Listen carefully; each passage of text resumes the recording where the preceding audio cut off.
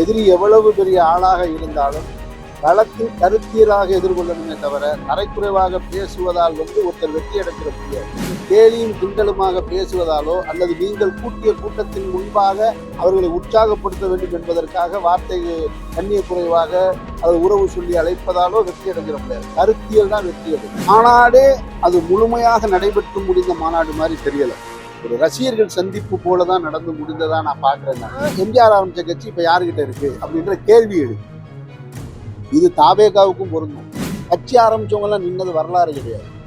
நடிகர் விஜய் அவர்களுடைய கட்சியும் நிற்பதற்கான காரணத்தையும் சூழலையும் அவர் தான் உருவாக்கும். வெறுமன ஒற்றை முகத்தை கொண்டு வந்து நிறுத்தி வாக்குகளை சேகரிப்பது என்பது அந்த நேரத்துக்கு சரியா இருக்கும். அதிமுகவை இதை விட வேற யாருமே கேவலப்படுத்த முடியாது. டயா பூஸ்டர் சுகரை கண்ட்ரோல் பண்ணும், உங்க ஆரோக்கியத்தை மீட்டு தரும். சர்க்கரையை கட்டுப்படுத்துறதுக்கான எளிமையான வழிமுறை, இயற்கையான வழிமுறை. அனைத்து மருந்து கடைகளிலும் கிடைக்கும். குறைவான விமர்சனம் எப்பொழுதுமே இருக்கக்கூடாது, ஒருமையில பேசுவது இருக்கக்கூடாதுன்றதுதான் நம்ம கண்ணியமான விமர்சனம் தான் இருக்கு. எதிரி எவ்வளவு பெரிய ஆளாக இருந்தாலும் களத்தில் கருத்தியலாக எதிர்கொள்ளணுமே தவிர தரைக்குறைவாக பேசுவதால் ஒருத்தர் வெற்றி அடைஞ்சிட முடியாது. மக்களிடத்துல நீங்க என்ன கருத்தை கொண்டு போய் சேர்க்கிறீங்க, உங்க கொள்கையை என்ன கொண்டு போய் சேர்க்கிறீங்கன்றதை வச்சுதான் நீங்க மக்களிடம் அன்பை பெற முடியுமே தவிர நீங்க கேலியும் கிண்டலுமாக பேசுவதாலோ அல்லது நீங்கள் கூட்டிய கூட்டத்தின் முன்பாக அவர்களை உற்சாகப்படுத்த வேண்டும் என்பதற்காக வார்த்தை கண்ணிய குறைவாக அது உறவு சொல்லி அழைப்பதாலோ வெற்றி அடைஞ்சிட முடியாது. கருத்தியல் தான் வெற்றி அடையும்.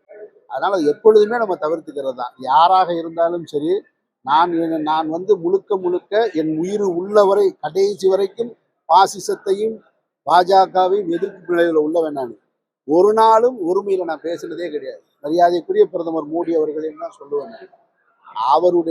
அவர் வகிக்கிற பதவிக்கு மரியாதை கொடுக்க வேண்டியது எனக்கு பொறுப்பு இருக்குன்னு நான் நம்புறேன். நான் அதனால ஒருமையில பேசுவதனால் வென்றுட்டதா இருக்க முடியாது. அவரோடு களத்தில் நின்று கருத்துல மோதி நான் ஜெயிக்கணும். அதுல நான் உறுதியா இருக்கேன். மாநாடே அது முழுமையாக நடைபெற்று முடிந்த மாநாடு மாதிரி தெரியல. ஒரு ரசிகர்கள் சந்திப்பு போலதான் நடந்து முடிந்ததா நான் பாக்குறேன். நான் ஒரு மாநாடு என்றால் அந்த மாநாட்டில் ஒரு தலைவர் உரையாற்றியதற்கு பின்னாடி, நிறைவு உரையாற்றியதற்கு பின்னாடி, தீர்மானம் நிறைவேற்றப்பட்டதற்கு பின்னால் தான் மாநாடு மேடையில் இருப்பவர்கள் கலைந்து செல்வாங்க. ஆனால் அங்கே தாவேக தலைவர் அவர்கள் பேசி முடிச்ச உடனே அவர் உடனே கலைஞ்சிட்டார். அந்த நிகழ்ச்சியை தொகுத்து வழங்கினவர் இந்த தீர்மானங்கள்லாம் அப்புறமா நிறைவேற்றுவோம்னு சொல்றாங்க. அதுவே எனக்கு ஆச்சரியமாக இருந்தது. இத்தனை லட்சம் மக்களை கூடி நீங்க நிறுத்தி அவனுக்கு என்ன சொல்ல போறீங்க? நான் இன்னொருக்கா சொல்லுவேன்னு சொன்னா இதை நீங்க டிவியில உட்காந்து சொல்லியிருக்கலாமே, இன்னொரு முறை சொல்லணும். அப்போ அப்படி ஒரு பெரிய மாநாட்டை கூட்டியிருக்க வேண்டிய அவசியம் இல்லைன்னு தோணுது.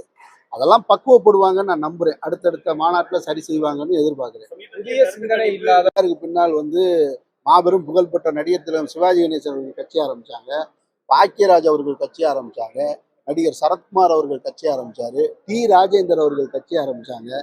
எல்லாருமே கூட்டம் கூட்டினாங்க, மாநாடு காமிச்சாங்க. ஆந்திராவில் சிரஞ்சீவி அவர்கள் கட்சி ஆரம்பிச்சாங்க. யார் நின்னது அப்படின்னு சொன்னா, நீங்க எடுத்து வைக்கிற கொள்கைகளும் மக்களுக்கான பணிகளும் தான் உங்களை வெற்றி கட்டுல கூட்டிட்டு போகுமே தவிர கட்சி ஆரம்பிச்சவங்க எல்லாம் நின்னது வரலாறு கிடையாது. அப்ப நடிகர் விஜய் அவர்களுடைய கட்சியும் நிற்பதற்கான காரணத்தையும் சூழலையும் அவர் தான் உருவாக்கணும். அவர் எந்த அளவுக்கு மக்களோட நெருங்கி நின்று கருத்தியலாக இந்த மாநில சுயாட்சிக்கு பக்கமாக மக்களின் குரலாக பொதுவெளியில் அவர் எப்படி எதிரொலிக்கிறார்ன்றதை வச்சுதான் அந்த வெற்றியை நம்ம முடிவு செய்யணும். உங்க கருத்துப்படி இன்னும் நடிகர் விஜய் கருத்தியல் கொள்கைகளை இன்னும் கொண்டு வரலன்னு நினைக்கிறீங்களா? கொண்டு வரணும். கொண்டு வரணுமா? கொண்டு வரணும். இந்த மாநிலத்தின் உண்மையான பிரச்சனைகள், தேசம் சந்திச்சுக்கிட்டு இருக்க முக்கியமான பிரச்சனைகளை அட்ரஸ் பண்ணணும். இன்றைக்கு பீகார் மாநிலத்துல போய் நம்ம சொல்றோம் கல்வி அறிவு பெற்ற மாநிலம், பீகார் போன்ற மாநிலங்கள் இன்னும் முழுமையாக கல்வி அறிவு பெறலன்றோம். அந்த மாநிலத்தில் போய் இங்கே நடந்திருக்கக்கூடிய தேர்தல் ஆணையத்தின் மூலமாக நடந்திருக்கக்கூடிய இந்த வாக்கு திருட்டை தெல்ல தெளிவாக காங்கிரஸ் தலைவர் ராகுல் காந்தி அவர்களும் திராவிட முன்னேற்ற கழக தலைவர் மு.க. ஸ்டாலின் அவர்களும் எடுத்து வைக்கும் பொழுது அந்த பாமர மக்களிடம் அந்த கருத்து போய் சேருது. அவங்க அதை ஆர்ப்பரிக்கிறாங்க, கொண்டாடுறாங்க. உங்களுடைய வாக்கு உரிமை என்பது நீங்க உங்களுக்கு கொடுக்கப்பட்ட அது அதிகாரம். அதை போய் உங்கள்கிட்ட இருந்து ஒருத்தன் பறிக்கிறானே அப்படின்னு சொல்லும் போது அந்த மாநில மக்கள் அதை புரிந்து கொள்ள முடியுதுன்னா, தேசம் முழுவதும் இந்த வாக்கு திருட்டை கொண்டு போய் சேர்க்க வேண்டியது அனைத்து கட்சிகளுக்குமான கடமை. அப்போ தாவேகா மாநாட்டில் அது குறித்து பேசியிருந்தா இன்னும் லட்சோப லட்சம் மக்கள் விழிப்புணர்வு அடைஞ்சிருப்பாங்க. தாவேகா தொண்டர்களே விழிப்புணர்வு அடைஞ்சிருப்பாங்க. ஏன்னா அவர்களுடைய வாக்கு நாளைக்கு திருடப்படலாம். அங்கே வந்திருந்த ரசிகர்கள் தொண்டர்களுடைய வாக்கு கூட திருடப்படலாம். அப்ப அவர்களுக்கு அந்த பக்குவத்தை ஏற்படுத்தணும். நீ எப்படி பூத்துல நடந்துக்கணும், உங்களுடைய வாக்கு எப்படி இருக்கா இல்லையான்னு போய் எப்படி பார்க்கணும் அப்படின்றதெல்லாம் சொல்லி இருக்க வேண்டியது அவசியம்னு நான் நினைக்கிறேன். தாவேகா வந்து ஒரு அது போக போக தான் முடிவு செய்ய முடியும். நீங்க ஒரு ரசிகர்கள் சந்திப்பு அப்படிங்கிறீங்க, அப்ப நடிகரா தலைவரா? தலைவராக தன்னை முன்னிறுத்துறாரு, சரியா வருவாருன்னு நினைக்கிறேன். நான் அப்ப எதிர்பார்க்கிறேன். இன்னும் அடுத்த முதல்வர் நான் அப்படிங்கிற மாதிரி அவரே அவர் சொல்லிக்கிறாரு. அப்ப நடிகருங்கிற மாதிரி அந்த தோரணையில தான் போய்கிட்டு இருக்காரு அவர். சொல்றதுல ஒண்ணும் தப்பு கிடையாதுல்ல. இன்னும் 50 ஆண்டு காலம் இந்த நாடு எங்க கிட்டதான் இருக்குன்னு சொல்லி பாஜகவை சேர்ந்தவர்கள் சொல்றாங்க. கண்ணுக்கு தெரிந்து எங்களுக்கு வந்து எதிர்க்கட்சிகளே இல்லைன்னு சொல்லிட்டு சட்டமன்றத்துல மறைந்த ஜெயலலிதா அம்மையார் சொன்னாங்க. அது உண்மையாயிருச்சா? அப்படிலாம் இல்லை. இன்னும் 50 ஆண்டு காலம் நாங்க தான் இருப்போம்னு சொல்லுவாங்க. நாங்க வந்து 5 வருடம் ஆள பிறந்தவர்கள் இல்லை, 50 ஆண்டுகளுக்கு ஆள பிறந்தவர்கள் சொல்றாங்க. ஆனா இன்னைக்கு நடந்துகிட்டு இருக்கிறது கூட்டணி ஆட்சி. அப்ப சொல்றதெல்லாம் நம்ம எடுத்துக்க வேண்டியதில்லை. அவங்க சொல்லுவாங்க, களத்தில் எது நடக்குதுன்னு பார்த்து தான் முடிவு பண்ண முடியும்.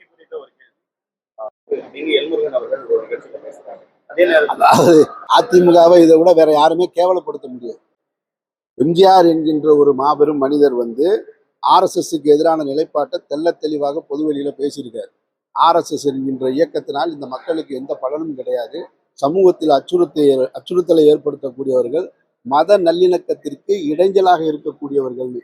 அந்த பொன்மொழிகளை உதிர்த்த எம்ஜிஆர் அவர்கள் தோற்றுவித்த ஒரு கட்சி மறைந்த ஜெயலலிதா அம்மையாரால் வார்த்தெடுக்கப்பட்டு உருவாக்கப்பட்டு மாபெரும் இயக்கமாக தொடர் வெற்றிகளை பெற்ற ஒரு கட்சி.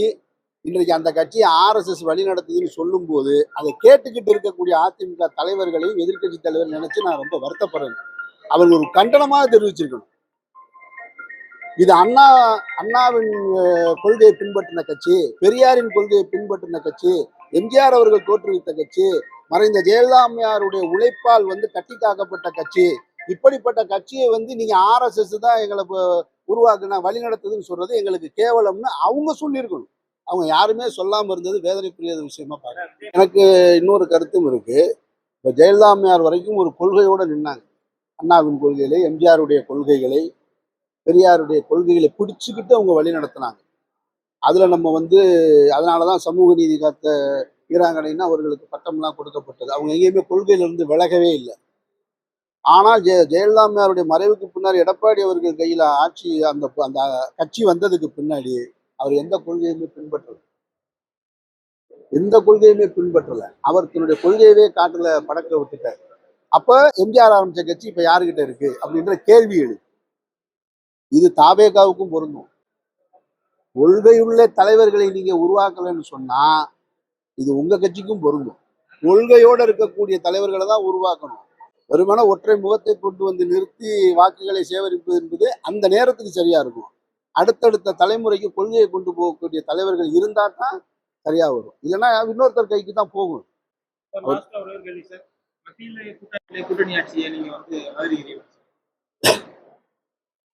நீங்க கேட்ட கேள்வி அது இல்லை. மத்தியில் கூட்டாட்சி, மாநிலத்தில் சுயாட்சின்றது எப்பொழுதுமே நம்மளுடைய கொள்கை முழக்கம் தான். நீங்க மாநிலத்திலும் கூட்டணி ஆட்சி வேணும்னு சொல்றீங்க. அது கூட்டணி கட்சிகள் சேர்ந்து முடிவெடுக்க வேண்டியது. கூட்டணி ஆட்சி நடந்தா நானும் வரவேற்க தான் செய்றேன். அப்படி நடந்துச்சுன்னா என்னுடைய கருத்து கூட்டணி ஆட்சி வரணும். ஒரு பட்டியலினத்தை சேர்ந்தவர் வந்து இங்கே முதல்வராக அமரணும். சிறுபான்மை சமூகத்தை சேர்ந்தவர் முதல்வராக வரணும். அவர்கள் துணை முதல்வராக வரணும்ன்றது என்னுடைய எதிர்பார்ப்பு இருக்கு. அதுபோல ஒரு சூழல் தமிழகம் உருவாக்கும்னு நான் நம்புறேன்.